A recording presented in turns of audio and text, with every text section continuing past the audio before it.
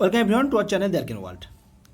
তো আপনারা যখন এই ভিডিওটির থাম্বনেল দেখে টাচ করেছেন, অবশ্যই আপনারা সবই হবু শিক্ষক মহাশয় বা শিক্ষিকা মহাশয়া। আপনাদের জন্য আমি চেষ্টা করছি কিছু স্টাডি ম্যাটেরিয়াল প্রোভাইড করে দেওয়ার, যেগুলো আমি স্টাডি ম্যাটেরিয়াল হিসেবে ইউজ করছি। আমিও একজন পরীক্ষার্থী এবং আপনাদের মতো আমিও প্রস্তুতি নিচ্ছি। তো এর পাশাপাশি যেগুলো হেল্পফুল এবং যেগুলো মনে হয় আপনাদের উপকারে আসতে পারে, সেগুলো আমি আপনাদেরকে প্রোভাইড করে দিচ্ছি। যদি কিছু ভুল হয়ে থাকে আপনাদের ছোট ভাই মনে করে অবশ্যই ক্ষমা করে দেবেন। আর যদি কোনো রকম আপনাদের ডাউট থেকে থাকে বা কোনো রকম আপনাদের কোনো কোয়ারিজ থেকে থাকে, অবশ্যই কমেন্ট করবেন। এবং যদি ভালো লেগে থাকে এবং চ্যানেল যদি নতুন হয়ে থাকেন, অবশ্যই চ্যানেলটিকে সাবস্ক্রাইব করে দেবেন এবং ভালো লাগলে অবশ্যই লাইক কমেন্ট শেয়ার করবেন। সো আপনাদের টাইম নষ্ট করব না, আপনারা এই ভারতীয় সংবিধানের যে গুরুত্বপূর্ণ কোশ্চেনের প্রথম পার্ট অর্থাৎ প্রথম ক্লাসটি আজকে আমি আপনাদের প্রোভাইড করে দিচ্ছি।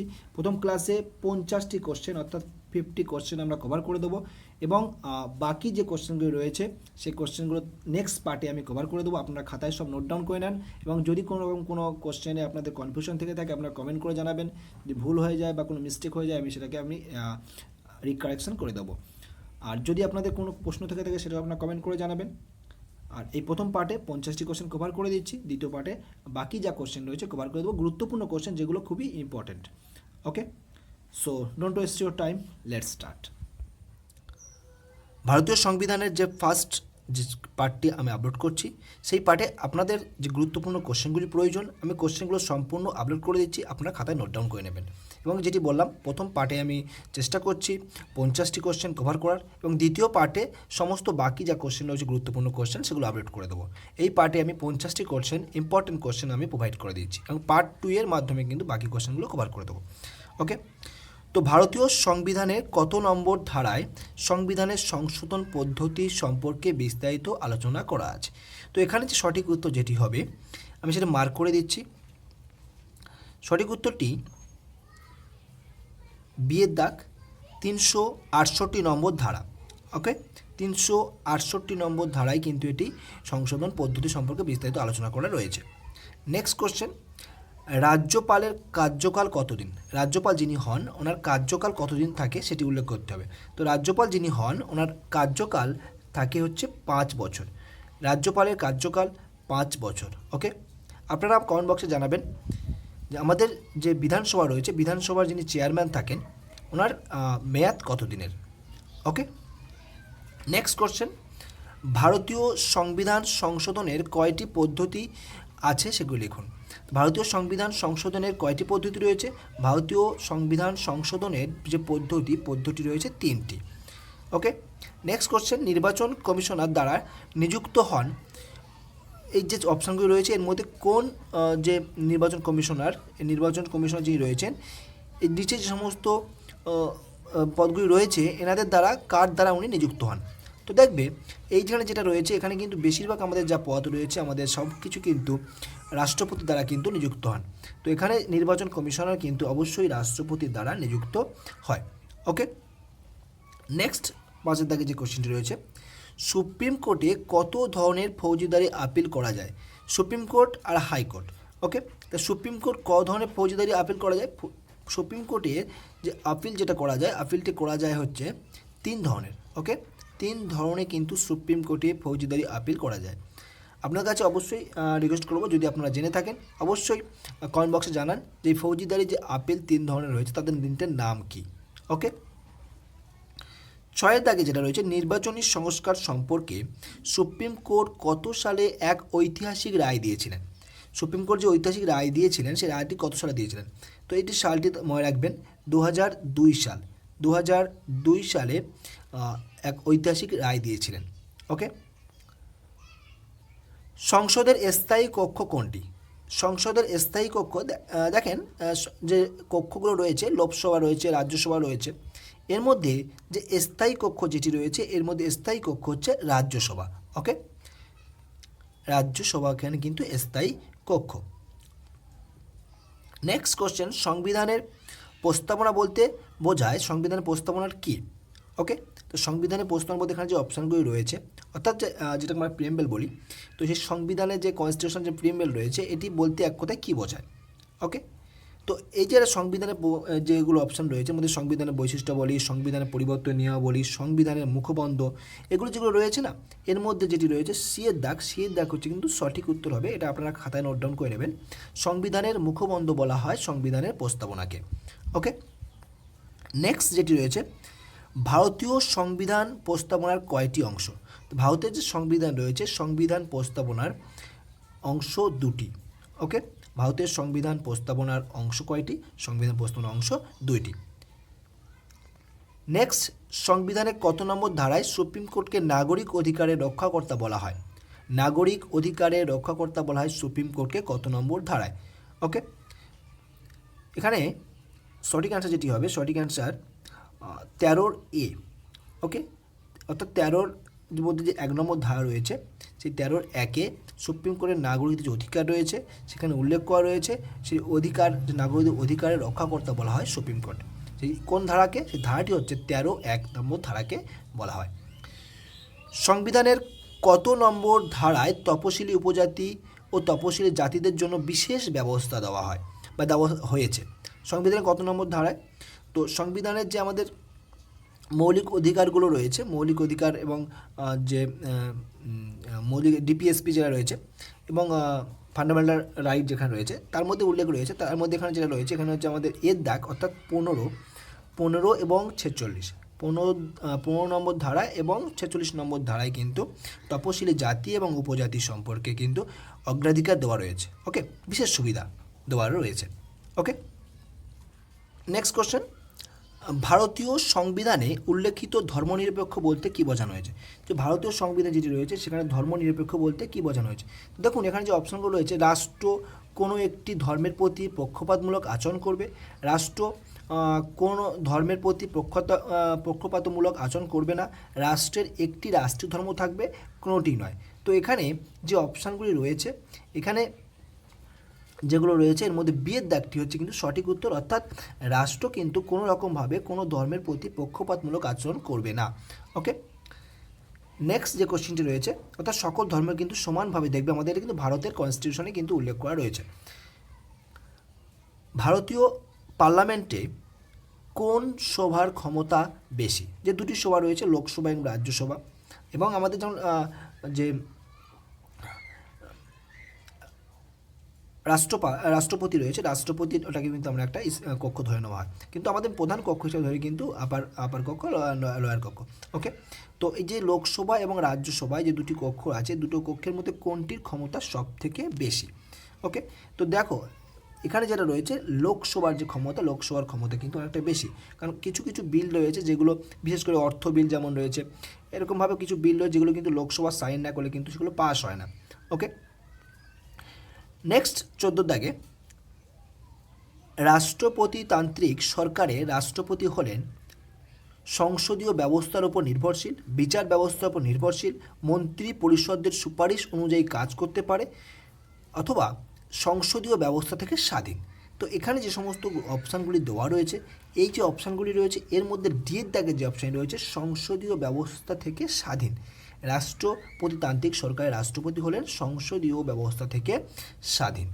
ওকে, নেক্সট, নির্বাচন কমিশনারদের কার্যকালের মেয়াদ কত? নির্বাচন যেসব কমিশনার থাকেন ওনাদের যে কার্যকলাপ মেয়াদ কতদিন হয় সেটা এখানে উল্লেখ করতে বলা হয়েছে। 4 বছর, 5 বছর, 6 বছর, 7 বছর। এখানের মধ্যে যেটা সঠিক উত্তর হবে, এখানে সঠিক উত্তর কিন্তু 6 বছর। ওকে, 6 বছর হচ্ছে কিন্তু যে নির্বাচন কমিশনার থাকেন ওনাদের কিন্তু মেয়াদকাল ধরে নেওয়া হয় 6 বছর। ওকে, নেক্সট, রাজ্যপাল সংবিধানের কোন ধারা অনুযায়ী কেন্দ্রীয় সরকারের এজেন্ট হিসাবে শাসনকর্তা পরিচালনা করেন? এই শাসন কার্য পরিচালনা করেন রাজ্যপাল, এটি কোন ধারা অনুযায়ী এবং কোন ধারা অনুযায়ী সরকারের এজেন্ট, কেন্দ্রীয় সরকারের এজেন্ট হিসাবে কাজ করে?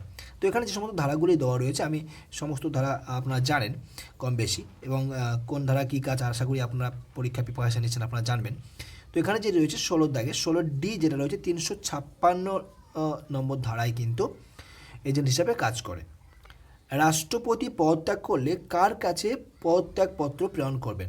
এবার যেহেতু রাষ্ট্রপতি পদত্যাগ করতে গেলে পদত্যাগপত্র জমা করবেন, এখানে আমাদের অপশান রয়েছে প্রধানমন্ত্রী রয়েছে, সুপ্রিম কোর্টে প্রধান বিচারপতি রয়েছে, উপরাষ্ট্রপতি রয়েছে, লোকসভার স্পিকার রয়েছে, কিন্তু উনি কিন্তু যখন পদত্যাগ করতে যাবেন ওনাকে কিন্তু অবশ্যই পদত্যাগ যে পত্র সেটি প্রেরণ করতে হবে উপরাষ্ট্রপতির কাছে। ওকে, উপরাষ্ট্রপতির কাছে কিন্তু প্রেরণ করতে হবে, উনি সেটিকে নিয়ে তারপরে সেটা অন্য সভায় উপস্থাপন করবেন। তপশিলি জাতি উপাধির জন্য বিশেষ অফিসার নিয়োগ করেন। এই তপশিলি জাতি যে ব্যাকওয়ার্ড ক্লাসে যে সমস্ত অফিসগুলো রয়েছে, এখানে যে সমস্ত অফিসার নিয়োগ করা হয়, ইনি কে নিয়োগ করেন? ওকে, তো এই যে রয়েছেন এনাকে কিন্তু বেশিরভাগ আমি বললাম রাষ্ট্রপতি কিন্তু নিয়োগ করে থাকেন, অর্থাৎ এখানেও কিন্তু বিশেষভাবে যে অফিসার নিয়োগ করা হচ্ছে সেটি কিন্তু রাষ্ট্রপতি নিয়োগ করে থাকবেন। ওকে,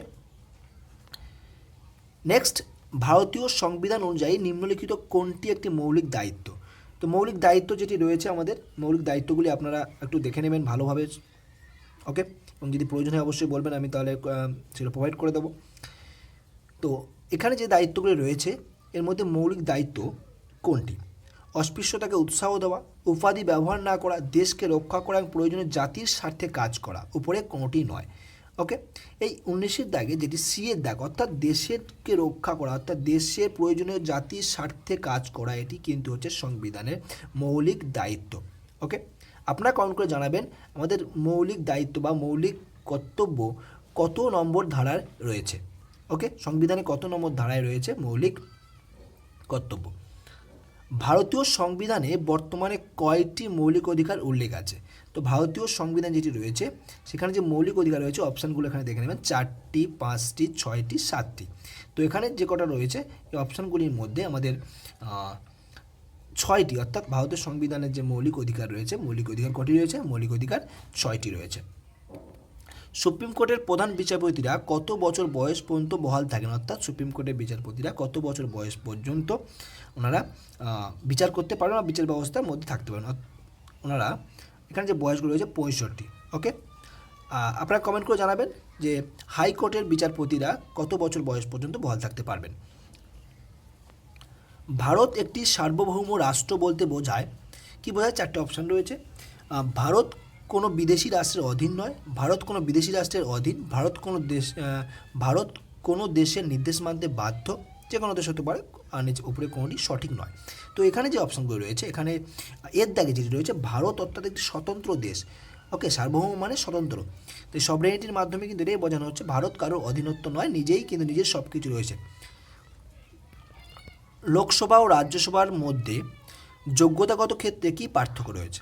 তো লোকসভার রাজ্যসভার প্রার্থী হতে গেলে ন্যূনতম প্রার্থীকে 25 বছর বয়স হতে হবে, লোকসভার প্রার্থী হতে গেলে ন্যূনতম 30 বছর প্রার্থী হতে হবে। রাজ্যসভার প্রার্থী হতে গেলে প্রার্থীকে 35 বছর বয়স হতে হবে, লোকসভার 30 বছর। রাজ্যসভার প্রার্থী হতে গেলে 35 বছর হতে হবে, লোকসভার প্রার্থী হতে গেলে 25 বছর। রাজ্যসভার প্রার্থী হতে গেলে 30 বছর, আর লোকসভার প্রার্থী হতে গেলে 25 বছর।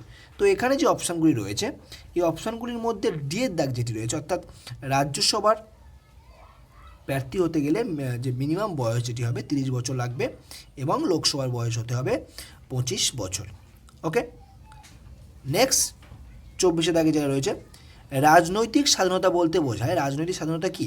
রাজনৈতিক স্বাধীনতা যেটা রয়েছে রাজনৈতিক ও গণতন্ত্রের মধ্যে সহযোগিতা, সরকারের ওপর মানুষের নিয়ন্ত্রণ, ভোটার দ্বারা সরকারের গঠন ও সরকারের পতন, মানুষের দ্বারা মুক্ত রাজনৈতিক কর্মকাণ্ড। এই যে বাক স্বাধীনতা, যেটা মানুষের স্বাধীনতা বলতে কি বোঝানো হয়? মানুষ স্বাধীনতা বলতে কিন্তু মানুষের দ্বারা মুক্ত রাজনৈতিক কর্মকাণ্ড। ওকে, নেক্সট, কত সালে মণ্ডল কমিশন গঠন করা হয়েছিল? মণ্ডল কমিশন যে অপশানগুলি এখানে রয়েছে 1975, 1980, 1985, 1990। তো এখানে যেটি হবে অ্যান্সার, সঠিক অ্যান্সার হচ্ছে 1980। 1980 সালে মণ্ডল কমিশন গঠন করা হয়। ওকে, তো আপনারা এসএসসি পরীক্ষা দিচ্ছেন বা প্রিপারেশন নিচ্ছেন, আপনারা জানবেন বাক কমিশনের সম্পর্কে আপনারা যদি কেউ জেনে থাকেন অবশ্যই কমেন্ট বক্সে কমেন্ট করে জানাবেন। নেক্সট, নিম্নলিখিত কোনটি সংবিধান প্রতিষ্ঠান নয়? এর মধ্যে যেগুলো রয়েছে অপশান, এর মধ্যে সংবিধানের প্রতিষ্ঠান নয়। তো সংবিধানের মধ্যে finance commission, union public service, election commission সব কিছু রয়েছে, শুধুমাত্র নেই হচ্ছে স্টাফ সিলেকশন কমিশন। ওকে, স্টাফ সিলেকশন কমিশন কিন্তু এর মধ্যে নেই। রাজ্যপালের স্বেচ্ছাধীন ক্ষমতা সংবিধানে কত নম্বর ধারায় লিপিবদ্ধ আছে? তো এখানে যে নম্বর ধারাগুলো রয়েছে 163 নম্বর ধারায় কিন্তু সংবিধানের উল্লেখ করা রয়েছে। হাইকোর্টের ক্ষমতাকে সাধারণভাবে কয়টি এলাকায় বিভক্ত করা হয়? হাইকোর্টের যে ক্ষমতা রয়েছে সেটিকে দুটি ভাগে, অর্থাৎ দুটি ভাগে কিন্তু বিভক্ত করা হয়ে থাকে। কতজন সদস্য নিয়ে অর্থ কমিশন গঠিত করা হয়? সদস্য সংখ্যা এখানে উল্লেখ করা রয়েছে 3 জন, 3 জন, 4 জন, 5 জন, 6 জন, অর্থাৎ এখানে অ্যান্সার হবে কিন্তু 5 জন। নেক্সট আছে সংবিধানে উল্লেখিত মৌলিক অধিকারগুলো কি অবাধ? এটা জিজ্ঞাসা করা হচ্ছে। মৌলিক অধিকারগুলো অবাধ, মৌলিক অবাধ নয়। ভারত বসবাসকারী সকল মানুষের সমানভাবে মৌলিক অধিকারগুলো ভোগ করতে পারে, ওপরে কোনটি সঠিক নয়। তো এখানে যেটি রয়েছে 30-এর দাগে, 30-এর দাগের মধ্যে যে বিয়ের দাগ যেটি রয়েছে, মৌলিক অধিকারগুলি অবাধ নয়। ওকে, মৌলিক অধিকারগুলো তারা এখানে কোনগুলো অবাধ নয় বলেছে, মৌলিক অধিকারগুলো অবাধ নয়। নেক্সট কি আছে? ভারতীয় সংবিধানের ক্ষমতার উৎস। ভারতীয় সংবিধানের ক্ষমতার উৎস কি? ভারতীয় সংবিধানের ক্ষমতার উৎস ভারতের জনগণ। ওকে, এটা খুব ইম্পর্টেন্ট, খেয়াল রাখবেন। ভারতীয় সংবিধানের ক্ষমতার উৎস ভারতের জনগণ। অভিলেখ আদালত হিসাবে কোন আদালতে কাজ করা হয়? অভিলেখ আদালত, এখানে সুপ্রিম কোর্ট রয়েছে, জেলা আদালত রয়েছে। অভিলেখ আদালত বলতে এখানে সুপ্রিম কোর্টের যে আদালত রয়েছে সেটাই কিন্তু বলা হচ্ছে, এবং সেই আদালতে কিন্তু কাজ। রাষ্ট্রপতি পদ যদি খালি থাকে তাহলে সর্বাধিক কত সময়ের জন্য উপরাষ্ট্রপতি রাষ্ট্রপতি পদে কাজ করতে পারবেন? 6 মাস। এটা খেয়াল রাখবেন, খুবই গুরুত্বপূর্ণ, 6 মাস কিন্তু কাজ করতে পারবেন। জেলা শাসকদের চাকুরির শর্তাদি নির্ধারণ করেন কে? জেলা শাসক যিনি রয়েছেন, কেন্দ্রীয় সরকার রয়েছে, এখানে রাজ্য সরকার, আমি অ্যান্সারটা বলে দিলাম, আচ্ছা কেন্দ্রীয় সরকার। ওকে, জেলা শাসকদের চাকুরির শর্তাদি নির্ধারণ করেন কে? নির্ধারণ করেন কেন্দ্রীয় সরকার। পার্লামেন্টে কার সম্মতি ছাড়া অর্থ বিল পেশ করা যায় না? পার্লামেন্টে ভারতের রাষ্ট্রপতি, ভারতের প্রধানমন্ত্রী, লোকসভার অধ্যক্ষ, কেন্দ্রীয় অর্থমন্ত্রী। তো এখানে যে অপশানগুলি রয়েছে, অর্থাৎ এখানে কিন্তু ভারতের রাষ্ট্রপতি, অর্থাৎ রাষ্ট্রপতির সাইন প্রয়োজন। ওকে, সংবিধানে কত নম্বর ধারায় স্পিকারের নির্বাচনের কথা বলা হয়েছে? তো এখানে যে সমস্ত ধারাগুলি উল্লেখ করা রয়েছে তার মধ্যে 93 ধারা যেটি রয়েছে, 93 নম্বর ধারা, অর্থাৎ 93 নম্বর ধারায় কিন্তু এটা উল্লেখ করা হয়েছে, 93 আর্টিকেলে এটা উল্লেখ করা হয়েছে। আইনের দৃষ্টিতে সমতা, এটি ভারতীয় সংবিধানের কত নম্বর ধারায় উল্লেখ করা রয়েছে? তো আইনের দৃষ্টিতে সমতা এটির উল্লেখ করা রয়েছে 14 নম্বর ধারা, অর্থাৎ 14 নম্বর ধারায় কিন্তু আইনের সমতা উল্লেখ করা রয়েছে। আইনের সমান সংরক্ষণ, এটি কোন দেশের সংবিধান থেকে নেওয়া রয়েছে? তো আইনের যে সময় ব্রিটেনের সংবিধান, সুইজারল্যান্ডের সংবিধান, আমেরিকার সংবিধান, চীনের সংবিধান, এখানে নেওয়া হয়েছে আমেরিকার সংবিধান থেকে, এটি নেওয়া হয়েছে, গৃহীত করা হয়েছে আমেরিকার সংবিধান থেকে। কলকাতা কর্পোরেশন সভাপতি কার্যকলাপের মেয়াদ কতদিন? কার্যকলাপের মেয়াদ এখানে অন্যান্যদের যেমন রয়েছে এনারও কিন্তু ঠিক একই রকম 5 বছর। ওকে, বর্তমানে জেলার ভূমি সংরক্ষণ সংক্রান্ত বিষয় এবং রাজস্ব সংক্রান্ত দায়িত্ব কার হাতে ন্যস্ত করা রয়েছে? তো এই সমস্ত ভূমি সংরক্ষণ থেকে শুরু করে রাজস্ব সংক্রান্ত যেগুলো রয়েছে এগুলি ন্যস্ত করা রয়েছে আমাদের অতিরিক্ত জেলাশাসক যিনি রয়েছেন, এই অতিরিক্ত জেলাশাসকের হাতে কিন্তু এগুলো ন্যস্ত করা রয়েছে। ভারতীয় সংবিধানের কোন অনুচ্ছেদে কেন্দ্র এবং রাজ্যগুলির মধ্যে ক্ষমতা বণ্টনের কথা লিপিবদ্ধ করা আছে? তো এর মধ্যে যেটা সঠিক অ্যান্সার হবে, এখানে সঠিক অ্যান্সার 7ম, অর্থাৎ 7ম যে অনুচ্ছেদ রয়েছে 7ম, সেখানে কিন্তু এখানে রাজ্য এবং কেন্দ্রগুলির ক্ষমতা বর্ণনা করা, লিপিবদ্ধ করা রয়েছে। কোনো একটি রাজ্যে রাজ্যপাল একই সঙ্গে অন্য কোনো রাজ্যে রাজ্যপালের দায়িত্ব গ্রহণ করতে পারেন নাকি, এ সম্পর্কে সংবিধানের কত নম্বর ধারায় উল্লেখ আছে? দেখুন, আপনারা সকলেই জানেন একই আমাদের যিনি রাজ্যপাল ভিন্ন ভিন্ন রাজ্যে কিন্তু উনি দায়িত্ব থাকতে পারেন। ওকে, এবং থাকতে পারেন, এবং সে যে আর্টিকেলে উল্লেখ করা হয়েছে 153 নম্বর ধারায়, অর্থাৎ 153 নম্বর ধারায় কিন্তু উল্লেখ করা রয়েছে উনি কিন্তু একটির বেশি একাধিক রাজ্যে কিন্তু উনি পদস্থ থাকতে পারবেন বা দায়িত্বে থাকতে পারবেন। রাষ্ট্র যে সংঘ রয়েছে, রাষ্ট্রসংঘের নিরাপত্তা পরিষদে 5টি স্থায়ী সদস্য দেশ হলো, এটা খুবই গুরুত্বপূর্ণ, এটা আপনারা মুখস্থ করে নেবেন, আমেরিকা, ইংল্যান্ড, রাশিয়া, চীন, ফ্রান্স। রাষ্ট্রসংঘের নিরাপত্তা পরিষদে 5টি স্থায়ী সদস্য, আমেরিকা, ইংল্যান্ড, রাশিয়া, চীন, ফ্রান্স। ওকে, নেক্সট, নিম্নলিখিত কোন ক্ষেত্রে সুপ্রিম কোর্টের উপদেশ দেওয়া এখতিয়ার আছে? তো এখানে যে 4টে অপশান রয়েছে, নির্বাচন কমিশনের পক্ষ থেকে সুপ্রিম কোর্টের মতামত জানতে চাওয়া, লোকসভার স্পিকার সুপ্রিম কোর্টের মতামত জানতে চাইলে, রাজ্যের মুখ্যমন্ত্রীর পক্ষ থেকে সুপ্রিম কোর্টের পরামর্শ চাওয়া হলে, রাষ্ট্রপতির পক্ষ থেকে আইন সম্বন্ধে সুপ্রিম কোর্টের কাছে জানতে চাওয়া হলে। তো এখানে যে সমস্তগুলো রয়েছে, এখানে এই যে রয়েছে রাষ্ট্রপতির পক্ষ থেকে আইন সম্বন্ধে সুপ্রিম কোর্টের কাছে জানতে চাওয়া হলে তবেই কিন্তু সুপ্রিম কোর্টের উপদেশ দেওয়ার এখতিয়ার আছে। ওকে, নেক্সট, নিম্নলিখিত কাকে রাষ্ট্রপতি নিয়োগ করতে পারেন না? তো আমি বললাম একটু আগে, রাষ্ট্রপতি বেশিরভাগ যে পদগুলি রয়েছে সমস্ত পদে কিন্তু রাষ্ট্রপতি নিয়োগ করতে পারেন, শুধুমাত্র উপরাষ্ট্রপতি ছাড়া। ওকে, উপরাষ্ট্রপতি ছাড়া কিন্তু বাকি সমস্ত পদে কিন্তু রাষ্ট্রপতি নিয়োগ করতে পারেন। ওকে, ভারতীয় সংবিধানের সংশোধনে কয়টি পদ্ধতি আছে?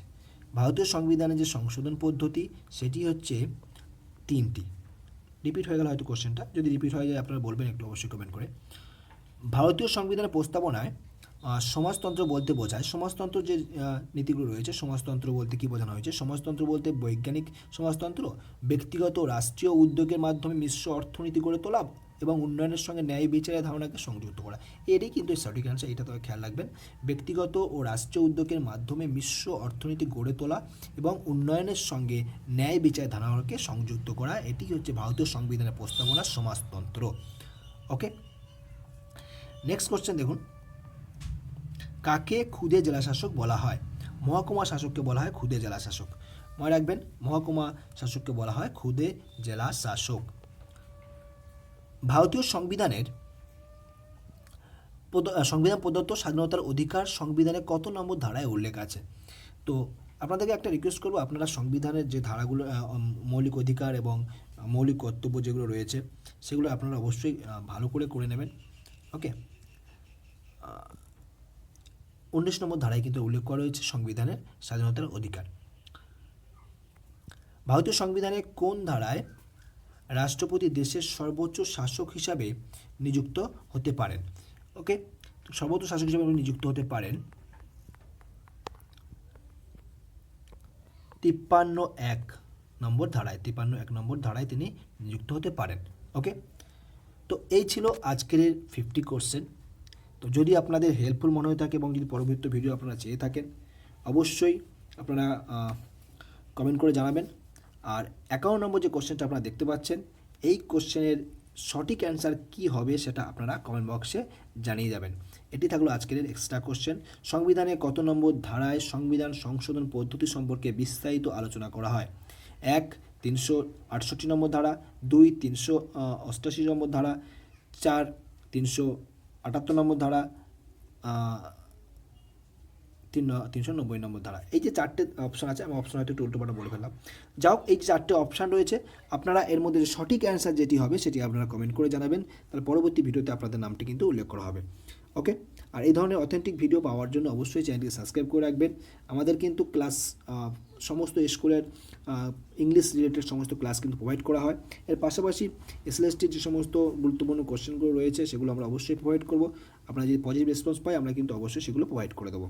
ওকে, আজকে এটি পার্ট 1 আপলোড করলাম আপনাদের জন্য, এবং যদি আপনাদের হেল্পফুল হয়ে থাকে এবং তাহলে চ্যানেলটিকে সাবস্ক্রাইব করে দেবেন এবং ভালো লাগলে লাইক, কমেন্ট, শেয়ার করে দেবেন। So thank you so much, by.